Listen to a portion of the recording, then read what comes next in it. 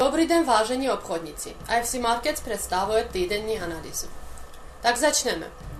Minulý týden posilování americké měny pokračovalo. Nebyla žádná důležitá makroekonomická informace. Hlavní nárůst indexu dolaru byl ve čtvrtek a v pátek a stal reakcí na rozhodnutí Evropské centrální banky začít emisi eura v březnu tohoto roku. Kvůli tomu se budou každoměsíčně vykoupat dluhopisy ve výši 60 miliard eur.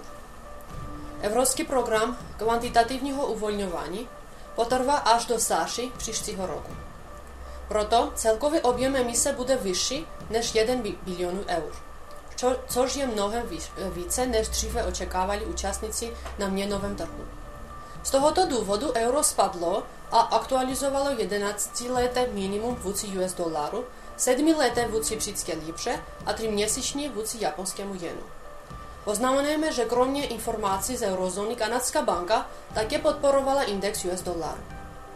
Ve středu ta poprvé od září roku 2010 snížila diskontní sazbu od 1% do 0,75%. To způsobilo výrazně oslabení kanadského dolaru a přispělo k oslabení kurzu australských a novozélandských dolarů vůči americké měně. Hlavní událostí tohoto týdne na trhu Forex bude první v tomto roce zasedání Fedu USA. Změna diskontní sazby se plánuje. Investoři očekávají hodnocení ekonomické situace v závěrečném prohlášení Fedu, které se bude konat ve středu. Předtím, úterý, budou zveřejněny docela důležité americké údaje.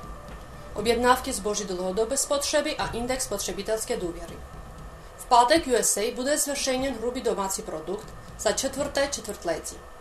Domníváme se, že ten může výrazně ovlivnit dynamiku kurzu dolaru, pokud se odchýlí od svého neutrálního předběžného odhadu plus 3,1%.